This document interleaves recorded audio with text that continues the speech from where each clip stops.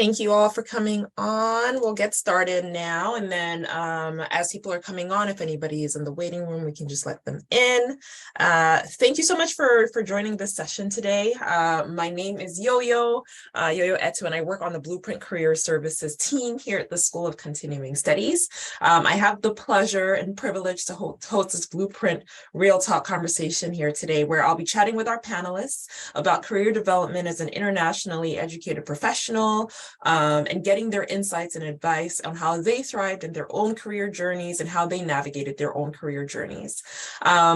For your reference, for those of you who don't know, Blueprint Career Services is a new offering here at the School of Continuing Studies, and it's created to work alongside you as you design a clear path and future you envision for your own career journey, wherever that may take you. The offering provides diverse programming ranging from panel sessions such as this one, to cohort-based series, to strengths-focused coaching sessions, and an online portal with articles and templates to tackle the practical aspects of your career development. You can create an account on the Blueprint portal, which is where I assume most of you actually signed up for the event, but continue to sign on to the Blueprint portal because that's where we'll be adding more events and resources as they come along. So before we begin the conversation and before I introduce our panelists, I would like to acknowledge this land on which the University of Toronto operates. For thousands of years, it has been the traditional land of the Huron-Wendat, the Seneca, and the Mississaugas of the Credit. Today, this meeting place is still home to many Indigenous people from across Turtle Island, and we are grateful to have the opportunity to work on this land. I would also like to acknowledge that in this virtual environment, you are joining us from many places near and far, and I would like to acknowledge the traditional owners and caretakers of those lands as well. So it is now my pleasure to welcome our panelists for today. And before I ask them to turn on their computers, their videos, I'll actually introduce them and just give you a quick introduction to who they are. So to begin, we have Christina Mejia.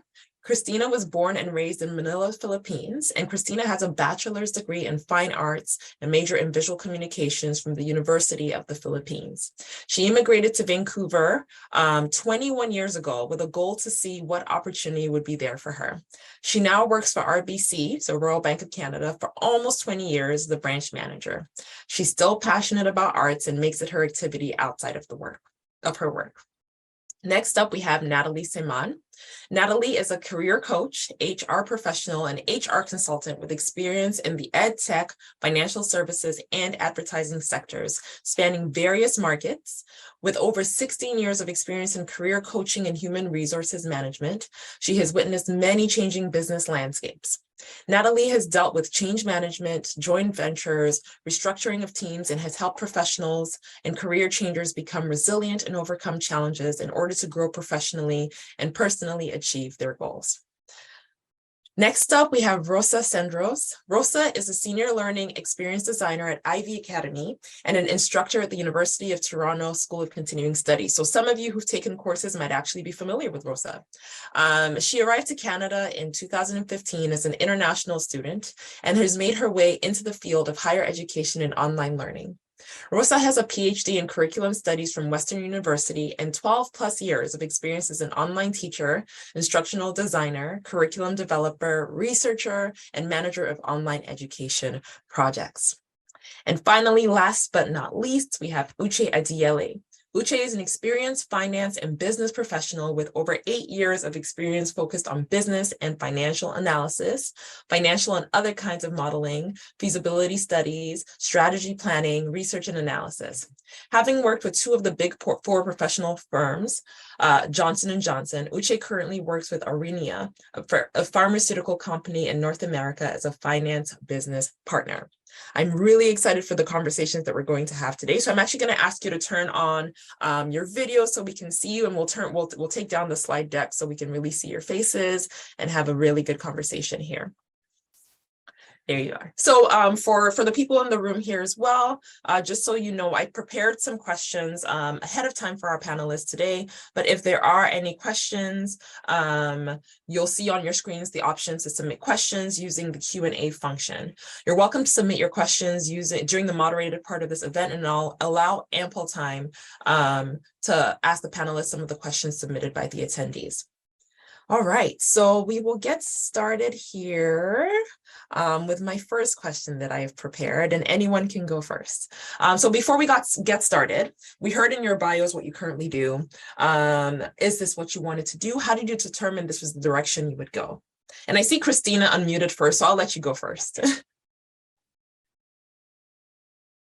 Oh, I actually cannot hear you, Christina.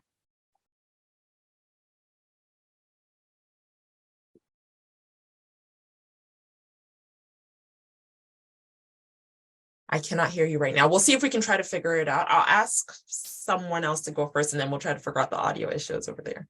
How about you go, Rosa? I can go first. Yes, and yes, it's absolutely where I am now. It's where I envisioned myself even many, many years ago when I started my undergrad. This is the career path that I wanted. And funny enough, like I didn't um, I didn't break through in my own country, Venezuela, into learning design into a university. I was doing roles like being instructor at a university or instructional design in professional education institute, but not quite at the level that I wanted.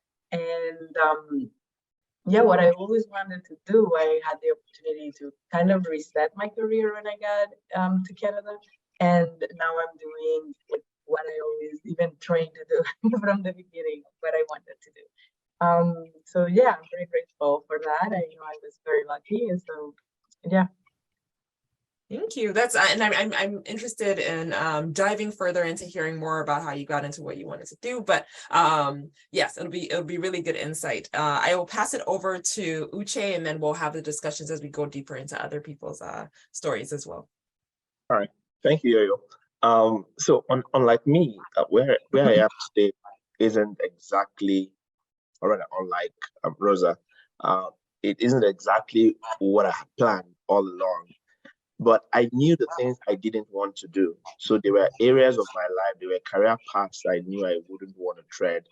But I think the breaking point for me was getting into my first Big Four experience working with PwC back in Nigeria. It opened the door to what I loved doing. I knew I loved doing diverse kinds of things while solving problems. So as a typical consultant, and I did that for a couple of years. And when it was time for me to move on, I was able to narrow down. I knew the industries I didn't want to work in. I knew the areas I wanted to work in just because of past experiences, things I really I would love to see myself doing, solving problems around the world. And for me, healthcare was something I was passionate about. And I was a finance person, so it made sense, finance and healthcare. So if you ask me 3-4 years ago, I definitely know that this is where I wanted to be. But back at the beginning of my career, I had no clue that this was where I would be now. So yeah. Yeah, it's always interesting hearing people, their career journeys and where they've either started or where they think they're going to be and how they've had to transition and transfer and things like that. Really, really interesting hearing that. So I'm interested in diving more in there as well when we have the conversation. Natalie, how about you? Yeah, first off, really happy to be part of this conversation. So did I envision that I would be working as a career coach? Absolutely not. I don't think I ever kind of planned that along the way. I think it goes back to, the fact that before I moved to Canada, I had around like 10 years of experience working in human resources management. I kind of, just like Uche, I worked with Deloitte, so, Big Four company.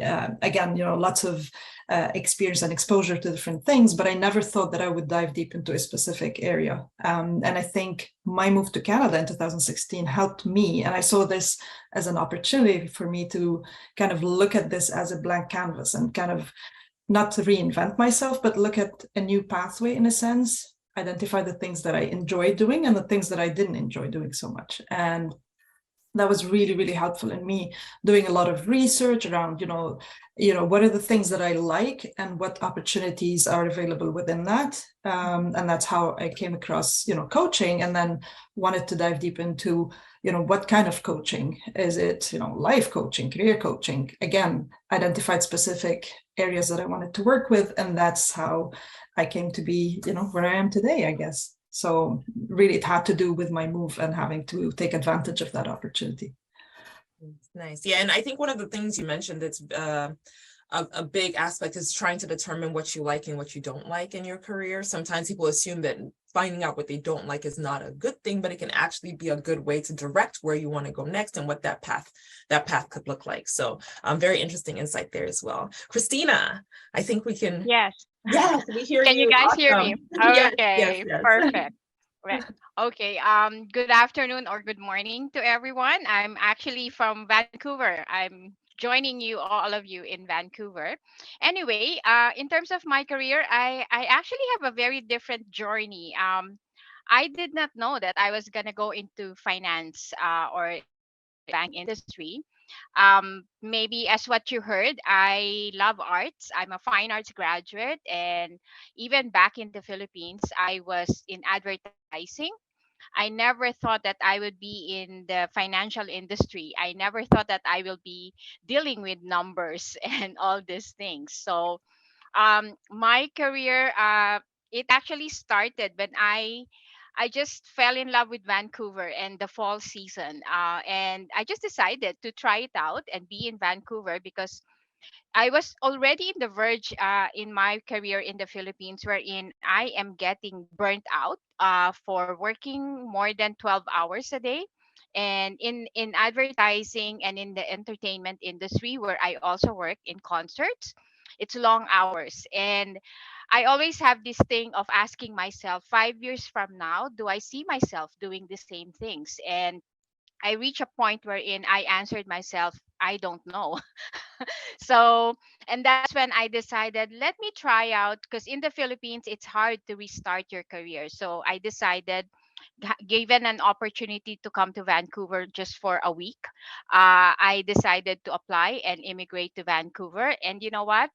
I even got a letter from my previous employer because we have an office here in Vancouver for in that advertising agency, and I even had that opportunity to go back into advertising, but I did not use that. Instead, I tried something else. Worked in retail, Starbucks and the Gap store, and tried everything because in my mind, after 1 year, I can always go back home and get into that same industry again. But 21 years, I'm still here and working in the banking industry and discovered that I'll tell you more about it later, how I went into banking and what's the connection of arts with banking. I can't wait to, because that's not a connection that I would have that you would expect to hear. So I'm looking forward to hearing how you've made those connections as well. Okay, thank you for the quick the quick introductions to yourself. I'm going to ask the next question because you've all moved at different times. And moving to a new country can bring a lot of unknowns and uncertainties. And were there any misconceptions you had, any challenges you initially had as you were designing your career in Canada? Did you have any misconceptions, and what were those? How did you navigate that? And I'll let you go first, Christina, since Okay. we had an issue with Mike the first time. I'll let you go first. Okay. I actually did. Because when I came to Vancouver, apparently my bachelor's degree in the Philippines is not recognized in Canada. It's just a certain level in the college, or certain level in of education, that they actually recognize my bachelor's degree, and I was very disappointed that it happened. But that disappointment did not really stop me from pursuing what I really wanted to do and discovering what I actually wanted to do. Although I was prepared, and as I said, I even had that recommendation letter from my previous employer, I still pursued something that I know in the back of my mind there must be something that I can do in Canada. So I really worked hard and discovered aspects or other things that I could possibly do. So throughout my career within the banking industry, only with RBC Royal Bank, I discovered that I can actually get a license, study, and even the company even paid for my licensing and education. So the misconception that I had was I did not know that I should be getting into something and studying for something. But it's a good misconception, even because we should not stop. Those things should not discourage us, but instead, it should push us to do better, because I know in the back of my mind that I'm educated. I Mhm. was able to work for so many years using my education, and my education and even my degree should not even stop me from pursuing something else. And one thing I like about Canada and North America is that if you study something for a few years or a certain short period of time, you can always change your career. There's always an opportunity for you to change your career as long as you work hard and you study hard. There will always be something here for you. So it feels like the mindset change that you had there was understanding, like, yes, I studied this, but these things are still transferable. I can move them across. I can always learn more. The ongoing learning aspect of career development and design. That's awesome. Thank Yes. you, Christina. I'll ask you next, Natalie.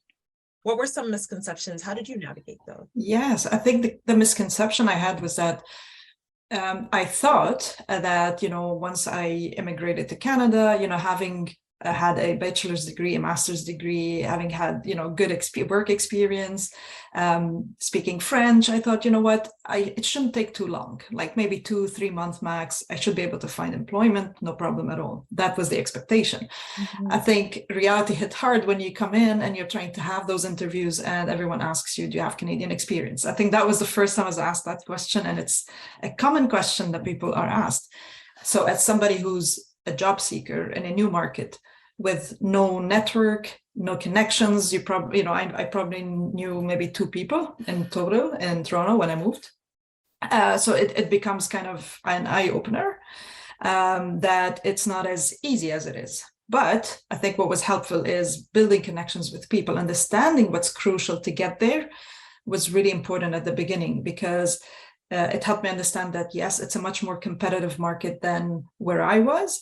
There are, highly qualified candidates. You need to network, because, submitting resumes to jobs isn't enough. So I kind of learned that early on. And I think that's what helped, is understanding the tricks and then being able and being kind of open to trying new things. I think that's what's important in that sense.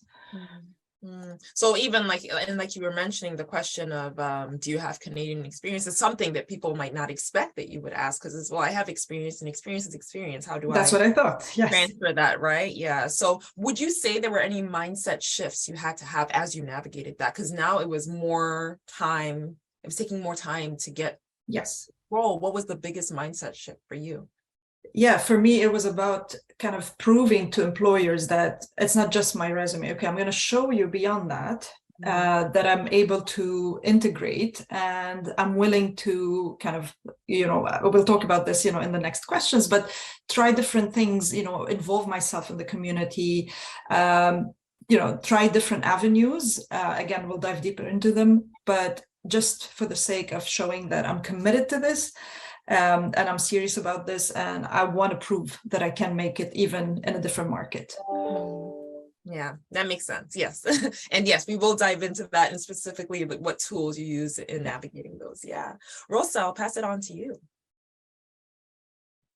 Okay, so nice to hear everyone's experiences. But for me, like the main misconception that I had, as an immigrant, when you come to a different country, you have a certain expectation that things there will be somehow better. Like it will provide you better opportunities. It will be a better environment for you, for your family, whatever. So, but then my misconception was to extend that to this is a place where everything works perfectly, and I need to become a part of that perfect environment. So initially I became in a simulation, like becoming Canadian, like adjusting to the culture. And I say it was a misconception because when I arrived, what I noticed, and it may be because of the field where I am, which is higher education. So people here at Western have been welcoming and interested in the new perspectives that I brought, in those diverse perspectives that I brought. It's something that I wasn't expecting. But I noticed that they were welcome of those diverse ideas and of those diverse experiences that we have as internationally trained people. So maybe to your other question is what had to change is that or not change but rather develop was my confidence in all the things that I learned. And I identify with what Christina said, like your credentials may not be recognized, but you also bring not just that training, but all the knowledge, your values, work ethic. Sometimes those are very intrinsic of your culture and are very valued here in Canada because they're different, because you bring more to the table with those habits, with the ethic, with the values that you bring in. And those I found and were useful here. So I would say that confidence is the step that I had to take, and it was my experience. Nice. So really changing the feeling of, okay, I need to adjust and assimilate and change myself, but how do I now articulate the strengths and the unique strengths that I bring and bring that into what will benefit as a whole. Yeah, a big change in mindset. Absolutely. Thanks for sharing that. And last but not least, Uche. All right, thank you very much. So for me, a lot of things really posed as for me initial challenges and misconceptions. I had worked with PwC, and anyone who is in the finance, accounting, or consulting professional services space will understand the weight working with a big four puts in your resume. I was expecting coming into Canada, the HR guys would look at my resume and see PwC and call me for interviews. Mm-hmm. And I didn't understand that the first phase of hiring was a system sieving through your resume in line with the job description. So it took me months. It took me months to really, it took me almost a year to get back to professional services. And so that was really one major thing, that misconception. I really thought that it was a done deal. I also didn't understand the power of networking as valuable as it is in the professional environment, especially in Canada. I didn't understand that. And also the Canadian experience, truly, that was one thing. And I got to understand later that the Canadian experience wasn't necessarily heavy on the technical skills that you were picking from a relatable role, but really about the interpersonal skills and working in that Canadian environment, understanding the Canadian work culture and things like that. And these were things I could have picked from volunteering immediately I landed and areas like that. So I didn't understand this at the initial stage of my move to Canada. So that's just something I want to call out. And then your follow-up question was, what habits and mindsets have to change? It's really in line with what I've done. So I end up getting a mentor. And I don't joke with mentorship. Mentorship is very important. I ended up getting a mentor who I joined an organization and I got assigned to a mentor whose role was not necessarily to get me a job, was just to make me understand how things work. So we talked about several things, talked about the different job expectations and work culture. We talked about how to prepare for interviews and things like chit chat, and how I now understand how Canadians like love to have conversations about the weather, about what you did over the weekend and things like that. And you come into and I've been in interviews now where I have not been asked anything technical, but I've just conversed and had a conversation with the people, and they're like, okay, I think you're a good fit. So those are things I had to change. The other thing for me was also the mindset, really. Understanding that, and I've come to understand really that positivity goes a long way, because as a foreign trained professional, as an immigrant, you come in here and you're faced with daunting challenges, and if you are not careful, it will really just envelop you and you feel so overwhelmed. But it's just remaining positive and like, no, this would pass, things will get better, and that really kept me going and still keeps me going. So part of it was understanding the landscape you were in and the resilience through that, but the other aspect was that mindset internal mindset shift and identifying, kind of knowing yourself to be able to keep yourself going and things like that. And one of the things that really came up in all of your answers was the importance of transferable skills. We often hear about the importance of transferable skills, and how they are important for career navigation and direction and design. How have you seen this play a role in your own career journey, with transferable skills? And I'll let you go, Christina. Okay. So transferable skills. I as I said, I'm in arts and I was in arts. So I think one big thing that I can definitely I am proud of sharing is that with my first job, I was blessed to be able to get my first job at the Gap store in less than 2 weeks after I arrived, and I became a sales associate at the Gap store in the kids section. And one skill I am so proud of sharing with everyone is that I love children. And I was so blessed that I was assigned in the children's department at the Gap store. So transferable skill for me there is that my passion with children, and so I was able to use that in terms of communicating with parents on what products they are buying. And not only that, being able to work in advertising, my manager recognized that at the store, wherein I was assigned to become the merchandising person at the store. And that I can definitely say that I was very proud of that. I was able to still use that talent or skill that I had. In terms of the other skills, the visual communications, ability to communicate, simplify things for anybody when I am explaining, especially now in banking. I'm able to communicate. I even draw at times for clients what I am trying to explain to them in terms of investments, because I'm sure Uche knows this, that not everyone, majority of our clients, they don't know the bank jargons, right? And so I was very passionate about simplifying those bank jargons and visualizing it for my clients. And at times when I draw the explanation of banking, financial reviews, or all those things, investments, I draw it on a piece of paper and they take that piece of paper with them of my drawing. And then when they come back to see me, they are ready to discuss with me their banking because they understood it better. So even for coaching, just like what Natalie said, when she mentioned that you're bringing in your leadership skill, because back home in the Philippines I was also a manager in advertising. So my leadership role, I brought that with me as well as my skills. So now as a branch manager, I'm bringing that. And again, with my visual communication background, when I am trying to coach my team, I try also to use stories.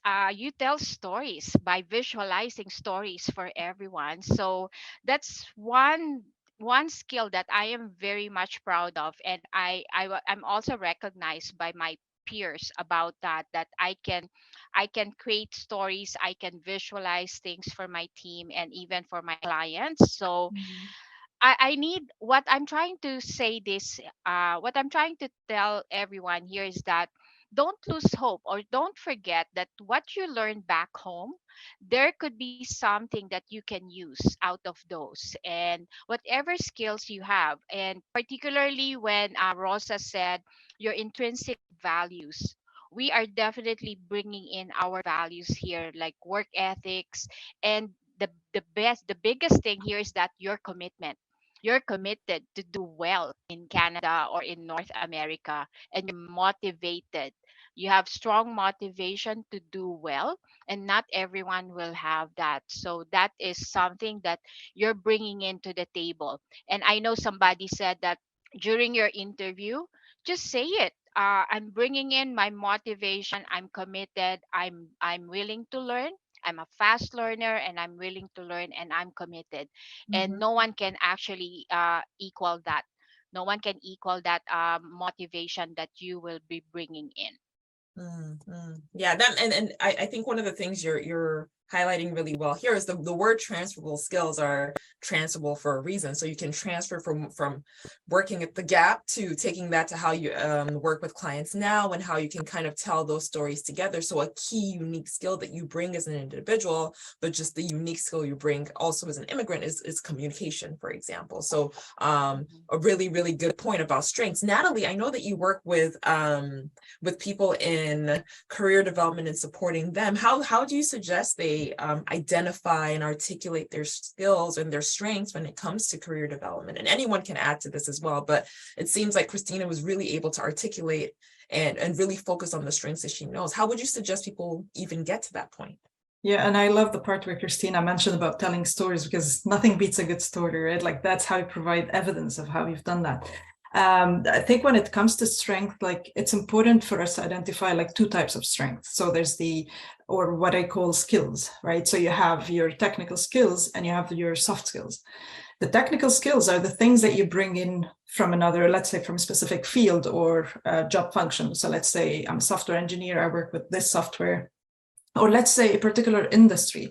I'm in healthcare, I'm in tech, I'm in whatever, digital media, whatever. So these are technical skills you bring with you, but this is not enough. So we need to make sure that we have transferable soft skills that we can highlight, because that's going to really make that perfect blend, unique blend of who we are. So the soft skills are things that we need to really look at in terms of what did I really do well in my previous jobs? So there's a lot of reflection to get to these, and you need to ask yourself those questions in terms of what do I enjoy doing? What are things that have been highlighted as my strength in previous maybe performance reviews with my managers? So did they say I'm really good at communication? Am I good at negotiation? What are things that really come out as strong skills for me? Once you ask yourself these questions, once you're able to really identify them and really put them down on a piece of paper, write them down so they're visually there for you. What happens then is you're able to see this as a short career summary for you. So you're able to put all these into the context of a 3-4 sentence long career summary. Okay, so this is what I bring with me from my past. These are the technical skills, these are the soft skills, this is who I am, and this is what I'm looking for. And what's most important is how do you articulate them on your professional material and in the way you communicate them. So how do you reflect them on your resume? When you write your resume, it's not enough to say I worked from this year to this year. It's also important to write down your achievements and focus on the transferable skills. Same thing for your LinkedIn. LinkedIn resume, they have to mirror each other because people or employers are going to look at your LinkedIn. So these have to be reflected there. The second part is how do you communicate them verbally? If you're in an interview, how do you highlight your strength through a story, as Christina said? So you tell them that you have evidence of that. I've done X, Y, Z. This is why it's a strength of mine. It's a skill set. In a networking event, you're introducing yourself.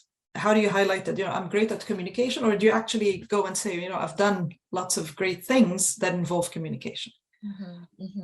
That's a good point. I think one thing, and as you're talking, a new question formed in my mind, and anyone can answer this as well, is if you haven't, if you don't know what those strengths are, or if you don't know where, like how to articulate, how do you even determine or identify some of these strengths if you don't have them maybe in professional experiences? Is there a way that you would suggest people even start? Like, how do I identify what these strengths are if I'm not too sure? And anyone can answer this. It's just an extra question that came up as you were talking here.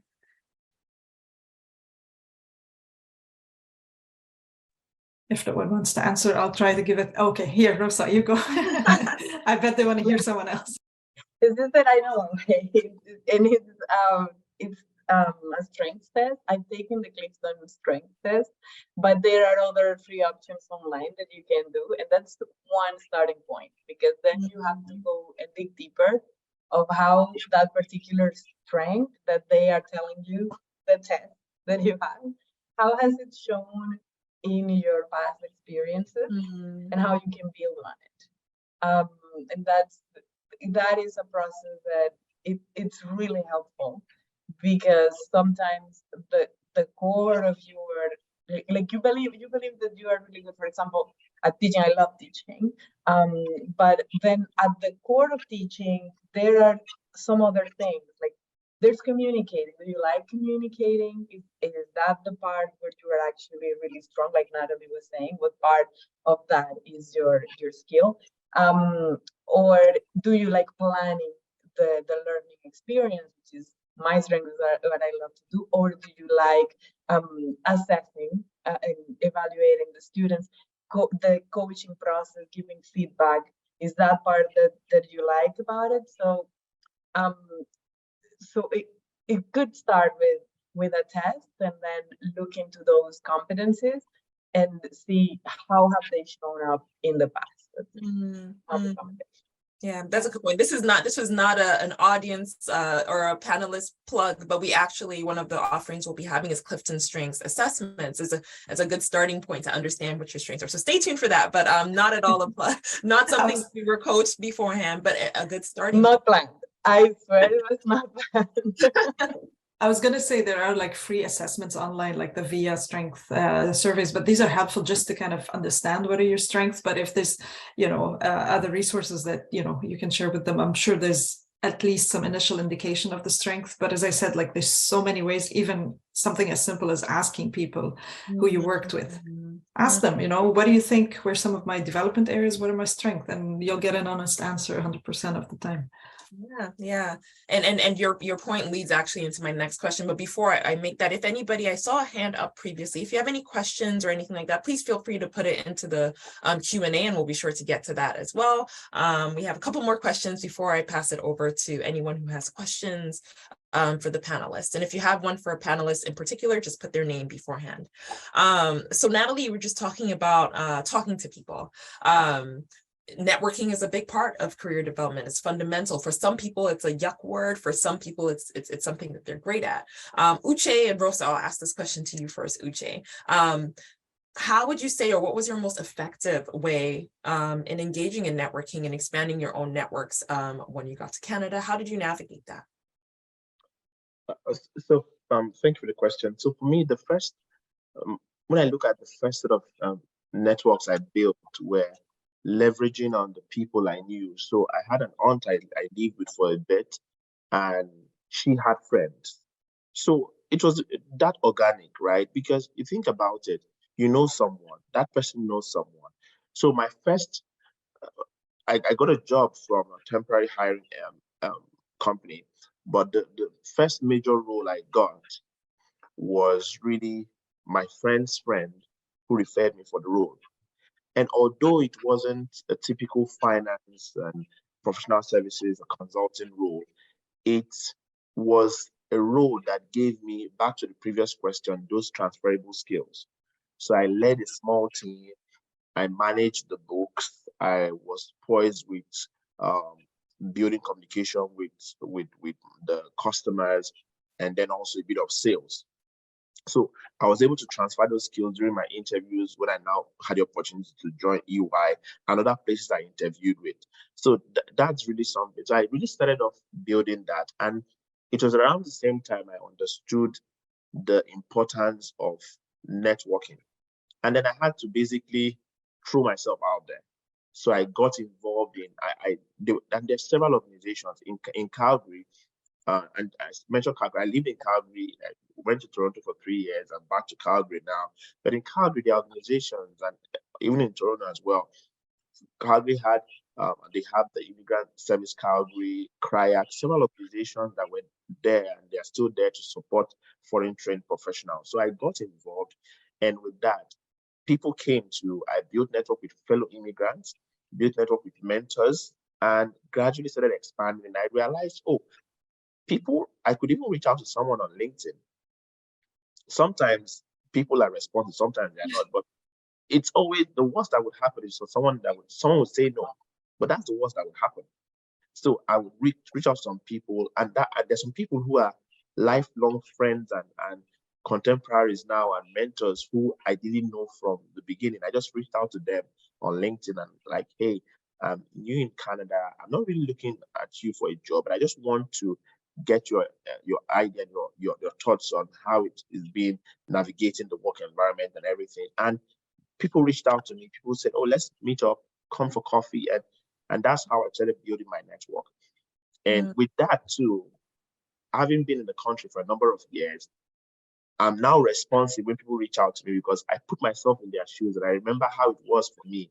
So I'm always eager to like respond. I'm like, oh sure, let's grab let's grab a time and do a virtual call and things like that. So that's really how it's like organically from people, friends I had, then friends of friends, and then I now went a step further to meeting people via LinkedIn and other social media platforms.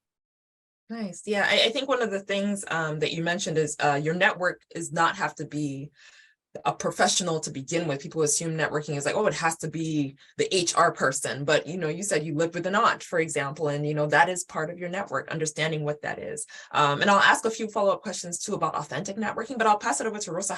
What effective ways did you utilize for networking?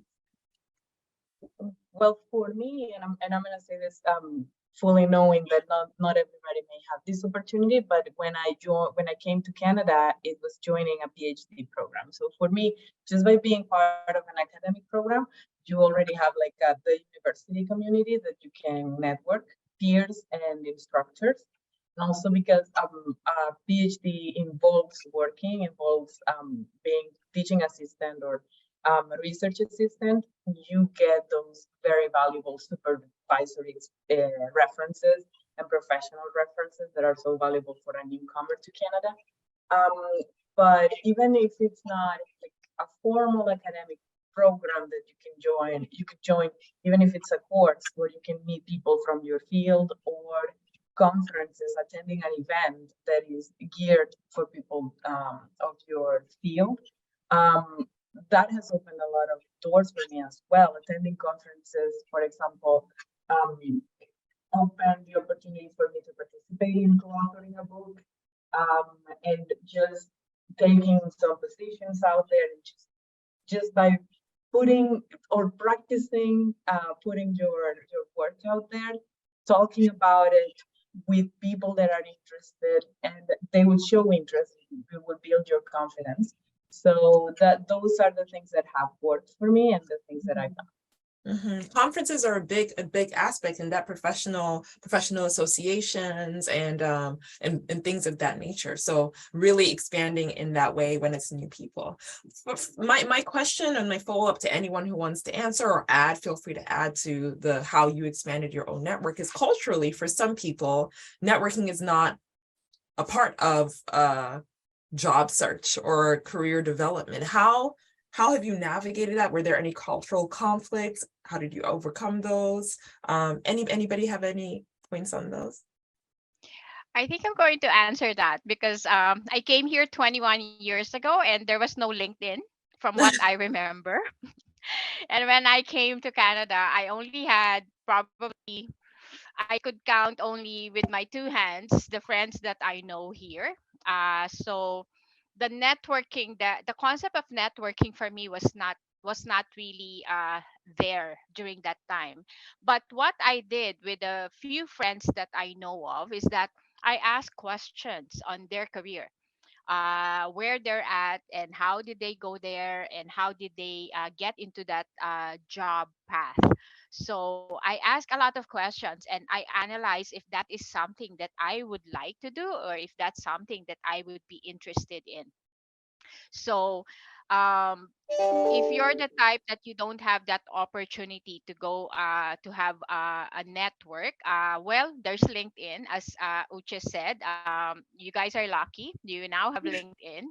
But just being with friends and just asking how they went into that career or how did they get that job would definitely help you, and be have an open mind in analyzing if that is something you would like to do for a longer term or even for a short term. One thing that I got from my few friends is that they advised me, just like what Natalie said, Canadian experience is key. That's one of the questions that people or hiring people will be asking, is your Canadian experience. And that's the advice that I really took from all of my friends when I came here. That's why on my first year, I really developed my Canadian experience. I hone on that Canadian experience so that when I apply for a permanent job that I would really like to do, I would be able to say that, yes, I have a Canadian experience. And what does that entail you, the Canadian experience? It's a very general term, and that actually entails us of your thought process, learn the thought process of the Canadians, learn how they communicate. I'm not saying change yourself, but learn who they are and what who they are and how they communicate, because it's their way of thinking that you also need to know with a Canadian experience. Because when you are in an industry, you will need those things. You will need those experiences that you'll be able to even at times read their minds, read their body languages, read their facial expressions, even their hand gestures. Like we're very diverse here in Vancouver. I meet just in one room you will see different nationalities. So how are you going to communicate in those different backgrounds and personalities? So having that is very, very important for me, because there was no networking for me before. So that was the networking that I created for myself.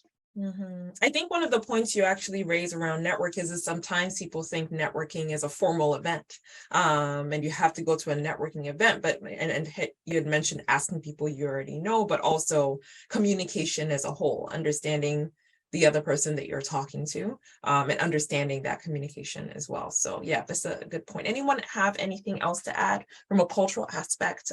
Any conflicts with that? Any adjustments to that?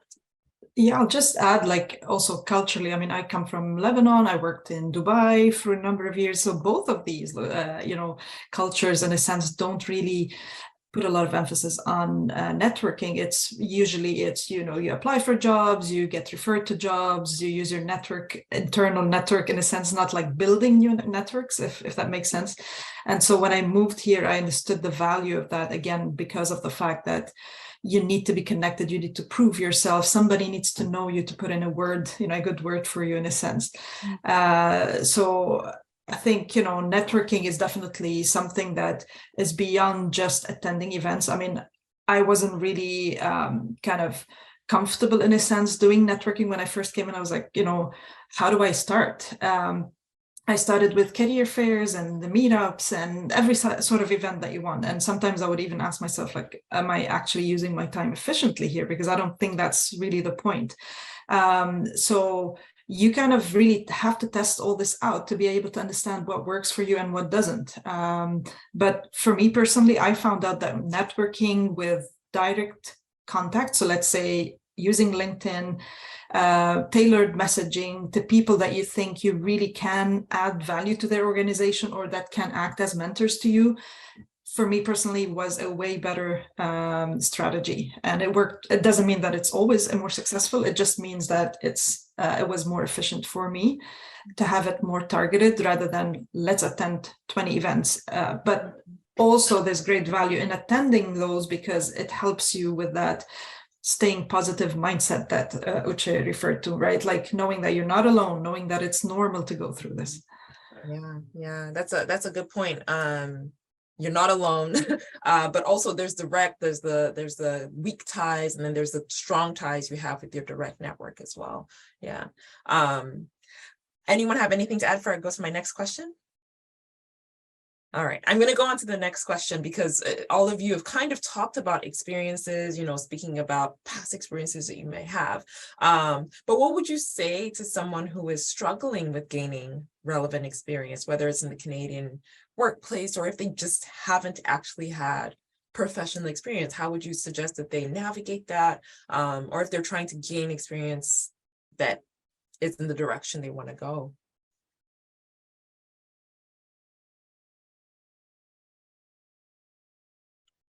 Maybe I could answer as we start.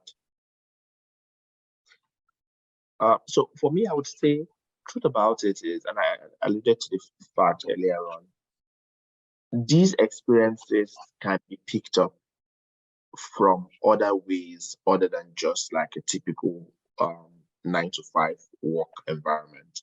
So now, if I'm going to look at skills, technical and non-technical, technical skills, I agree that you have to get those skills in a specific kind of environment.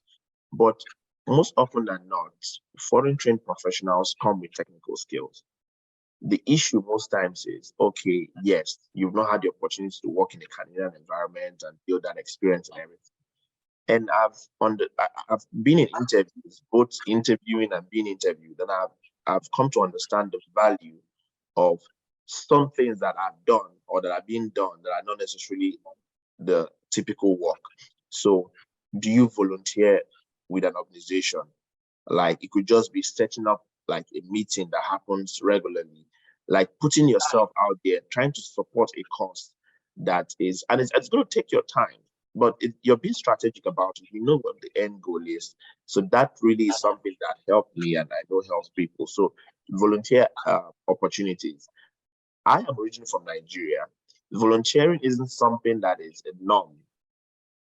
So but funny enough, on my own, I've had opportunity to volunteer, and I kind of loved it. I just liked being. I know at every point in my life, I knew people were able to support me, and I got support from people. So I tell myself that's the only way for me to give back. Not everyone is okay with that. Not everyone does that like naturally. So it's something that people have to learn. So really, volunteering is one, and then most times, especially as I said, same thing, foreign trained professionals were part of one professional body or the other. Coming in here, there are opportunities for you to devote your time to be a member of a committee, to like help with national general meetings and things like that. So that's also an opportunity for you to really get yourself out there. So those are the 2 points I wanted to mention, and I'll give the opportunity for others too. Yeah, so the importance of the validity in volunteering and unpaid work. Yeah. Anybody else?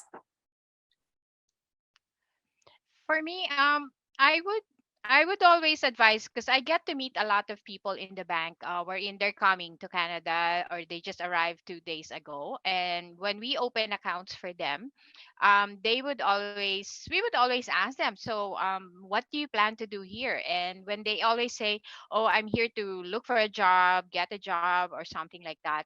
And when they find out that I was an immigrant, automatic they would ask me, so what did you do, how did you get into this role now that you're a branch manager? And the first thing I would tell them is that I was not picky in my job search when I first came to Canada. I was open. I did not really have a clear path when I arrived here. That's why when I came to Canada, I was probably my first week in Canada. I photocopied my resume, walked through the streets, gave away my resumes to all the stores on Robson Street. And the first call I received was from the Gap store.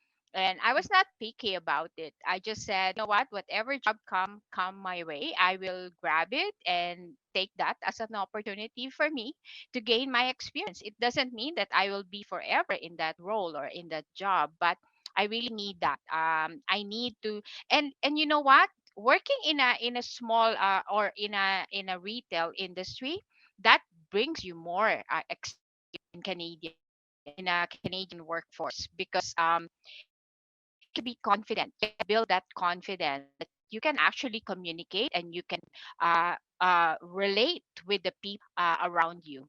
And one thing that's important to us as immigrants is that we need to be more confident. We need to feel confident, and we need to know that we can do it. So that's what my one set advice is, that don't be picky at the first job hunt. Whatever comes your way, just think of it. You are building your Canadian experience there. So thinking about it as a way to build your tool set, one leads to another, leads to another. Yeah.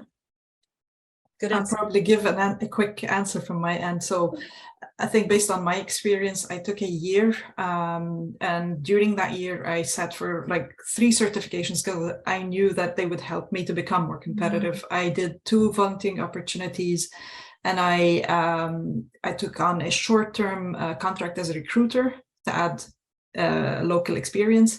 And then I set up my own coaching business just to gain experience in coaching. All within a span of 1 year. I think that's really what contributed to helping change my resume from a kind of a really international candidate to a more local one. So some of it was also starting your own thing. Yes, absolutely. Absolutely. Yeah. Nice. And for me, like, I don't want to repeat what everybody said, great ideas, and I agree with all those, but if I could add just one thing, is that not being closed, it also goes in the line of not being picky, not being close to other opportunities, because here in Canada, what I've noticed is that the job market is so nuanced and so specific that sometimes, let's say you want to go into learning and development. In one of my country, in my country, there was just a learning and development person for the whole company, and that was it. That was the person who can handle that. But here in Canada, there are learning and development specialists. There are instructional designers. There are people who do the educational media development. So there are many roles. Sometimes it's the curriculum developers. Sometimes it's something very specific that you may have overlooked because you just don't know what's out there. So looking for those opportunities to get into a role that's adjacent, that it may be exactly what you really like to do, but you still haven't seen it. Those are things that I would say could also help. So from a lot of what I'm hearing is, starting at one place doesn't mean that's where you're going to end up, but it is a way to build tools to learn more about what you might like, but also it helps you understand. One of the points you mentioned, Rosa, just now was not every job title is exactly the way you might have seen it where you've come from. So really even just looking more into what are the duties, what will you be doing? And it goes back to the identifying of your strengths as well, and identifying what you want to do to help you determine where you go next. Yeah, that's really good insights there. So I have a couple more questions, but if anybody, and I have a few backup questions that I had, but does anyone in the audience at this point have any questions? Or if you do, please feel free to put it in the Q&A box. You should be able to see it. I'll give it a minute if any of these questions come in. All right, while I give that time, I do have a question, and this is one that from my work, and I'm an immigrant as well, from my work with people who are newer to Canada, there's this fear of failure, whether it's seeing pivot as a failure or seeing a change or seeing how long it took. So in hearing all of your stories, for some of you, pretty straightforward, you came and, more education, I was able to get it, but Uche, you mentioned, was it Uche or Natalie mentioned a year?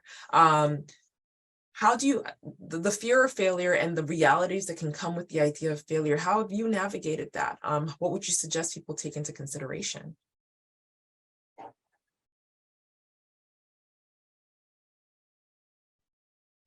Okay. No, Rosa, I can go. Yeah, fear of failure. The first thing is normalize it. It's normal. It's okay that I'm afraid because it's a big change, and understand that everybody goes through it. Even Canadian people who were born and raised here go through this fear. So it's not something that is only happening to you. It goes with nuances because of you're internationally trained. You have these other experiences. You left your network behind. So, but first normalize it. Yes, it's going to be difficult, and I'm going to be able to go through this because I had all this path, and building up in your confidence is hard work. Just being certain that you bring good things to the table is hard work, but you can work it with time and practice it every time that you can with interested audiences. Talk about what you did, talk about what you can do, practice that elevator pitch of what you can do in in any way that you can, and that will little by little help you overcome that fear. So fear, failure, possibly normal, possibly going to happen. Thank you. Anybody else? Okay, so for me, it's understanding that, and one of my bosses would always tell me, trust the process. Mm, And most times we always want to jump. It's like we want it to happen. And it's understandable, right? You've been at a particular level in your home country, you're coming in here, you want almost the same thing, and it's not happening. But it's trusting the process, right? So we all have different paths, different stories. Some I know former colleagues who got jobs from Nigeria coming in here, the companies flew them in, and they basically had this smooth like sailing here, and it didn't happen to every one of us. So it's understanding that we're all on different paths, and the mm, fact that you're at a particular level now doesn't mean you're going to be there tomorrow. mm, It's that mindset once again.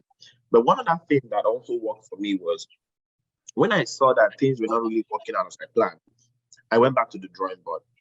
So I remembered I had 3 papers to be done with my professional designation, which I could easily transfer and convert to CPA in Canada. So I told myself, what was I doing? I went back and I said, these 3 papers, I had to complete it. So I paid for the exams, showed that commitment, and I had a job I was doing that was giving me time. So while at work, when I'm free, I'm studying. And the job, I think it was Christina that mentioned that sometimes you accept a job at the moment, not because it's where you're going to end, but it will give you those skills. And for me, it gave me the skills. It also gave me the time. So I was doing my job, but I would have a downtime and I was studying. mm, And coincidentally, the the week I got my final result was also the week I got my offer to join EY. So is telling yourself what can you do to improve on yourself. Natalia said the same thing. She went back, she took her time, went back, did some studying, and there's nothing as great as improving on oneself. At a point, even when I was in my work environment, comfortable, everything, I told myself I wanted to go back to grad school. So I went back to grad school while working. I didn't stop working. I didn't want to do that. And I decided I went back to grad school, and that gave me an opportunity to improve on my learning. It also gave me more opportunities because after doing that, I started lecturing part-time. So these were things I was able to do. So it's, I think, understanding what you cannot, the facts, and then the things that can change. The facts can change. Okay, beautiful. How do you work around them? And then if it means relearning, reskilling, try and do that and keep improving on oneself. And for me, I would always say the mindset too, because there's something that's so important about the mindset and being positive and knowing that it's not over till it's over. Yeah. Yeah, so like really taking you back to the drawing board. Go ahead, Christina. Sorry, I interrupted you.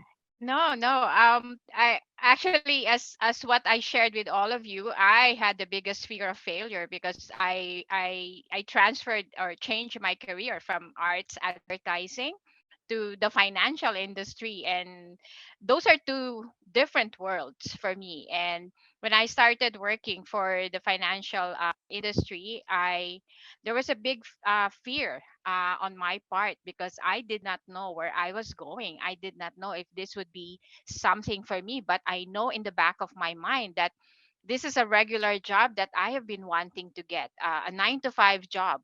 I started as a bank teller, and I was learning from scratch.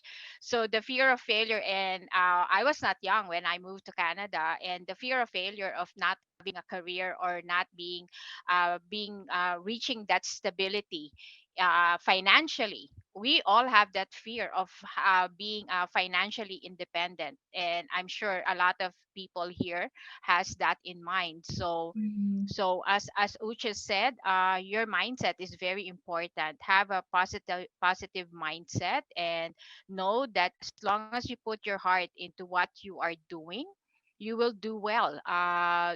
Put it there, and you will do well definitely. My fear of failure is that the goal that I wanted to become a branch manager, but to study and to be licensed and I did not know about the banking industry. I did not know about investments. My first exam for my licensing is I failed. So Mm, failing that exam added fear, more fear to me because I did not know anything. But I said, you know what? My technical skill or my skill of visualization or visual communication, I honed on that. I honed on that experience. So what I did on my second exam, when I was studying for my second test, I visualized what I was studying. I mm, actually literally had craft paper all over my room because I was drawing every chapter that I am reading. I am mm, visualizing what I was reading. If you need to do that to be able to pass your exam, do it. And you know what? I passed my exam with flying colors because I used the skill that I have, the experience that I had to be able to pass that exam. So mhm, fear you should use that fear to motivate you, use that fear of failure to push you to become better. Wow, what I think even just as I'm hearing you talk about the first time you failed the exam, having to now do it again and doing it in your own way, learning it in your own way. And it seems like everyone's, and I think it really speaks to the first point you all talked about with identifying your strengths, knowing what those are. So for you, visualization; for someone else, it's organizing things and how do I still navigate the career landscape with the strengths I know about myself, but also understanding that a failure is a chance to fuel or pivot or change or learn, and utilizing it in that way. Yeah, really good. Any other points before I can see it seems like there are no questions that have come in. So I do have one more wrap-up question if there are no questions coming in for the audience. Okay. So this was a question that I let the panelists know, and again, this is going to be recorded. So if you want to look back at this, you can, and we'll send an email out to everyone as well. But the conversation has been really good, and you've all come to Canada at different times, and you've navigated different day ones. You know, Christina, you mentioned there was no LinkedIn when you came, versus Natalie, who was like, yes, I utilize LinkedIn in different ways. What would you tell your day one or your new to Canada self? What do you do as you are embarking on this journey? I will probably, oh, you want to go, Rosa? You can go. Okay. I'll probably tell myself two things. I would probably tell myself that opportunities don't happen, like you create them yourself. You have to create them. And the second thing I would tell myself is to be comfortable with being uncomfortable, honestly, because that's something you have to go through. You will go through it. So I think that would have probably helped me back then. Yeah, so design where you're going, create it, look for opportunities. Don't wait for things to happen to you. Yeah, you have to be proactive. Yes. And for me, it would be like before you think about adding another line to your CV or building up your CV, first work on your confidence. This is what I wish I had done way sooner. Learning to sell what you already have to offer. Know yourself and know how to emphasize all the strengths and the benefits that you bring to a position, to an employer, to other people here in Canada. Yeah. So knowing yourself and knowing how to articulate that, storytelling. Yeah. Aspect. Uche or Christina, what would you tell yourself day one? So